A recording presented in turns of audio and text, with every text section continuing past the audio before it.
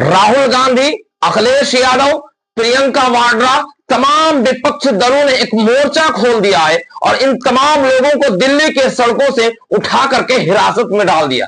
आजाद भारत में पहली बार ऐसा हो रहा है कि पूरी इतिहास गवाह है कि चुनाव आयोग चोरी करके सत्ताधारी पार्टी को बचा रहे हैं, और जब चुनाव आयोग से सवाल किए जा रहे हैं तो भारतीय जनता पार्टी और सत्ताधारी पार्टी जवाब दे रहे हैं और चुनाव आयोग पूरी तरह से खामोश है।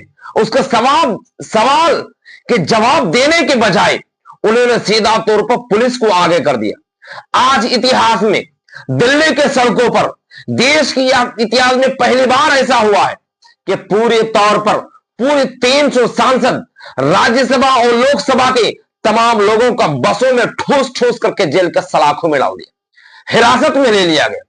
ये क्या चल रहा है पूरी देश के अंदर?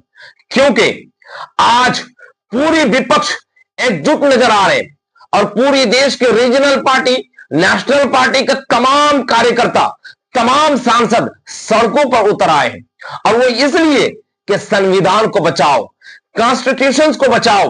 और उन्होंने सीधा तौर पर यह कहा कि पूरे देश के अंदर यह अब रणनीति की लड़ाई नहीं है, यह अब देश बचाने की लड़ाई है।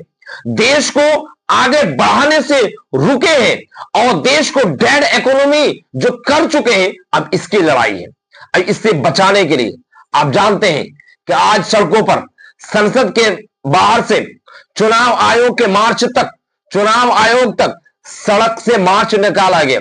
300 सांसद और इसका नेतृत्व करने वाले राहुल गांधी और उनकी बहन प्रियंका वाड्रा और यूपी के पूर्व मुख्यमंत्री अखिलेश यादव ने तो हद कर दी।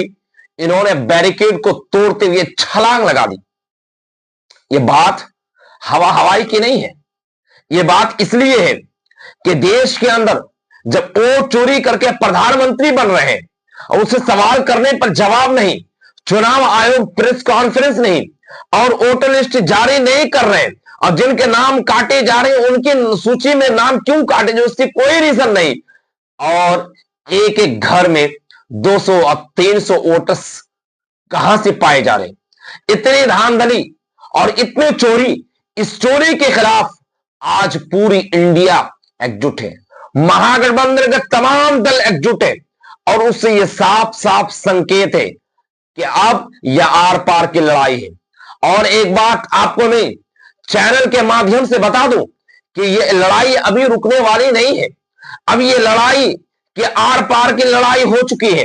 संविधान बचाओ और देश बचाओ की लड़ाई हो चुकी है और इस लड़ाई में तमाम विपक्ष को एकजुट करने में राहुल गांधी कामयाब रहे।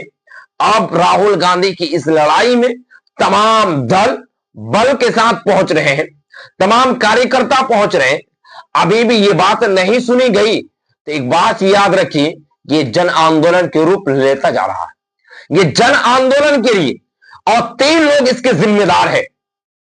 एक, चुनाव आयोग जो चोरी करके सत्ताधारी पार्टी को जिता रहे हैं और सत्ताधारी पार्टी जो जवाब देने के बजाय वो पुलिस प्रशासन को आगे कर रहे हैं। और दूसरा, गोदी मीडिया, यह हमारे देश के लिए जहर बन चुका है, हमारे देश के जनता के दिलों में जहर घोल रहे हैं।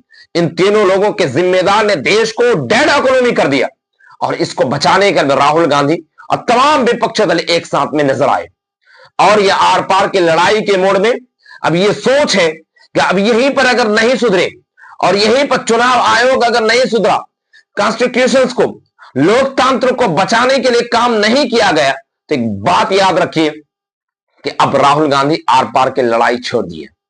तमाम विपक्षी दलों के साथ और जनता के साथ जनता आंदोलन, जन आंदोलन करने की तैयारी के मोड़ पर अब राहुल गांधी आ चुके हैं। अब इसके लिए अब ये कहीं रुकने वाला नहीं है। सत्ता को उखाड़ फेंकने के लिए अभी यही गांधी परिवार से बचे हैं और ये गांधी परिवार इसको उखाड़ करके फेंकेंगे।